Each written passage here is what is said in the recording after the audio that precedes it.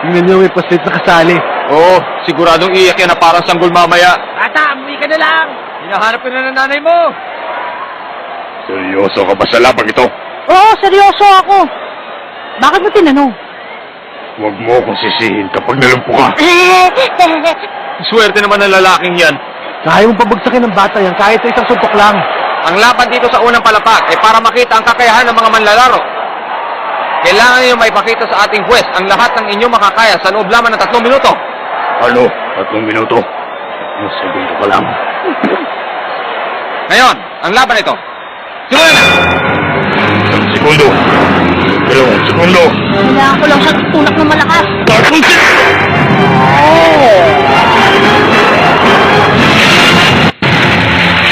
Huh?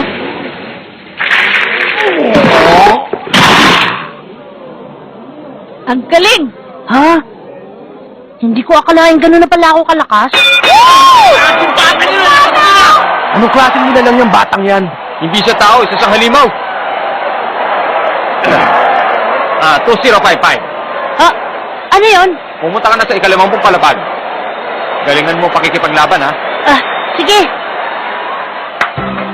Ika-50 palapag na raw ako. Ang galing mo.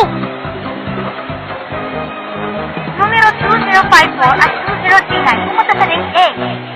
Ayos. Galingan mo rin. Panitan sa akin to. Makinig kayo dalawa. Sumigaw din kayo para sa kaibigan ko si Kiluwa. Oo. Sisigaw ko hanggat makakaya ko para lang sa kanya.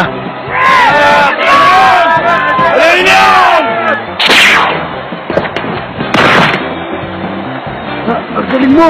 Ginong Kiluwa. Talaga? Huh? Umabot ka na sa ika-200 palapag nun, ha? Hindi pa rin nagbabago ang husay mo. Bakit ka na sa ika-180 palapag? 180 palapag kagad? Muna ako sa ika-50 palapag. Hindi mo na ako nagmamadali eh.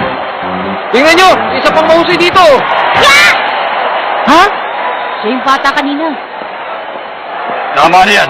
Pumunta ka na sa ika-50 palapag. Ayos!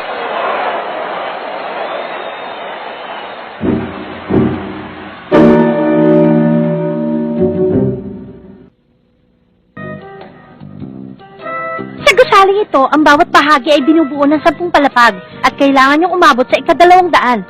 Kung mananalo si kayo, anong pangalan niyo? Ako naman si Gon. Ang galing mo lumaban. At ako naman si Kiluwa.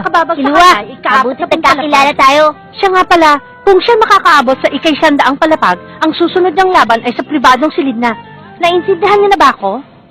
Siyempre naman! Opo.